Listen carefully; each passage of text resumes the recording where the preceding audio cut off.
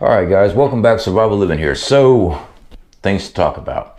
Well, one, there is a huge panic buy type of scenario going on there in Israel right now. Yeah. Looking at the news and information on this, guys, we're seeing more and more push right now. Should be some pop-ups here for you. There is a greater threat of Israel quite possibly using nuclear weapons to fight. Awesome, right? Guys, as preppers, we try to prepare for as many things as possible, even though we're here in the United States, but we do have viewers in other countries. But I want to talk about here in the United States, because this is the majority of things I see here on the channel and the communities typing comments, which I appreciate you actually typing in comments, questions, and things like that, guys. But some of the stuff I'm seeing is disheartening, all right? When I see comments like, well, this is happening overseas, who cares? This is happening over there, I'm safe here. You really think so? Because when things actually pop up, you don't think that the United States is not going to get drawn into it? And do you really believe that if it is a global conflict, that they're just going to do everything over there and just leave the main states alone?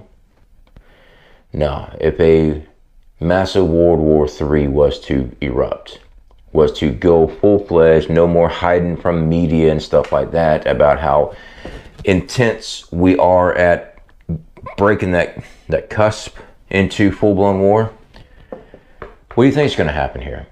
You think we're going to be able just to go buy groceries? We're going to be able to get fuel for a vehicle, heating oil, things of that nature to sustain our lives here? We have so many different types of services that come from other countries, and if that supply chain is damaged or broken due to war conflict, we're not getting stuff. Just like coffee. I hope that you guys have coffee stored up. Can you survive without coffee? Yes I can. Unfortunately, others around me may not. So I drink coffee for your protection. Now, yeah, running joke. We try not to, I see the things, preppers are hoarders, they're panic buyers. We're not. We prep, we use our preps. When we do canned goods, dry goods, these are things that are in a normal rotational stock. We eat off of it. Now, when it comes to the long haul stuff, yeah, we do. We've got that. All right. We're affiliated with Patriots. That's the freeze-dried chicken. That's 25-year shelf life. That would be considered hoarding in a way, okay? Because we are stockpiling it up, and I have no plans of using that until it gets close to the expiration date on it, but that's 25 years down the road. So it just sits on a shelf. It gets buried in the ground, gets put in caches, spread out to bug out locations. That's what that's for. Everything else is canned goods and dry goods. The stuff we put in Mylar, beans, rice, pastas, flour, all that stuff. But we use that stuff. Now, Mylaring up food, rice and beans, yeah, you're looking at 20 years shelf life on it. That could be considered a long-term food, absolutely. But we use it. When we need rice for our meals, we pull from stock. We keep a track of what our stock is, and then we go replace it. So as far as panic buyers, we're not. If I saw some major event coming, like now, would I go to the store and pick up some extra items? Yeah, probably. I probably would. Just to make sure I've got everything covered. Because quite frankly, even though I try to prepare as much as possible, there's some things I'm lacking, all right? Mainly it's because of financial, just like you, all right? I work a job, we invest into preps, we try to get everything covered. It's tough. One of the things I want to discuss, though, don't let stockpiles of food and stuff intimidate you that you can't or you don't have enough. Should you have a lot of food? Yes. In my opinion, you do. I would recommend to push really hard for 1 to 2 year supply of normal dry goods and canned goods. Okay, this again is in a rotational stock. You're using it, all right? You're constantly replacing it. That way, no matter what happens, you have food. Now, I keep talking about this. When I first got hurt years ago, we had to live off our preps. That was our canned goods, dry goods. Thank God we had food, because I wasn't making nothing with all the injuries I had, going through surgeries and stuff for a year. Yeah, that was bad. Plus rent and power and all that good stuff. Being a prepper, it helped. Being a prepper is not just the full-blown shit hits the fan, SHTF, all right? We have plenty of personal day-to-day SHTF events, plain out and simple. One of the things I would discuss, a friend of mine at work is getting deployed. Yeah, I won't go into details on what his unit is or what he does or his name, but that right there is an SHTF moment. He doesn't know where he's being deployed at yet. My concern is that he's going to be sent overseas, especially with the stuff we're seeing with Israel and Iran, or might be going to Poland. I don't know. He doesn't know. I got that news yesterday when I was at work. He's got a youngin' on the way. The military took away paternity leaves for men there in the National Guard. So, yeah, he doesn't get to see his kid born. You know, that sucks. I feel for him on that. My concern is that he's going to get sent overseas, and that worries me with everything going on. So, as preppers, we try to prepare for as much as possible. Him being taken away from his family to do his service duty now puts his family in a strain. Yeah, he's enlisted. He's a National Guard. He does that, but he also works the job too. You know, now that income's changed for him and his family. There's always something.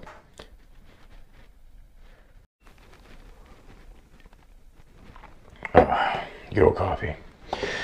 So guys, I want to encourage you to continue to prep. All right, keep stockpiling food. I know there's and water, ways of filtering out water. We discussed this. I've done videos on stockpiling water, cycling water through. What I want to do, I got to check and see with my new living situation, because we're in town now. I need to find out what type of water collection I can build in my backyard. I got ideas, but due to ordinance, city ordinance and stuff like that, I got to make sure I don't get my butt hemmed up, if you know what I mean. Because the last thing you want to be dealing with if you're a prepper is having to pay additional fines for something stupid. Even though water collection is not stupid, don't get me wrong, I'm all for it. You need to have ways of purifying water, filtering it out. This is very important, all right? Because your life really depends on being able to drink clean, drinkable water. That is one of the huge things. I know we cover getting food and supplies all the time, solar generators, long-term food storage, all this great stuff, and it is great stuff. Water is very important.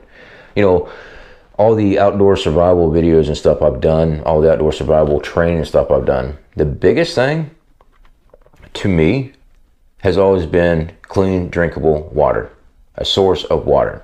Now, I do know the rules of threes: 3 minutes without air, 3 hours in the elements, 3 days without water, 3 weeks without food.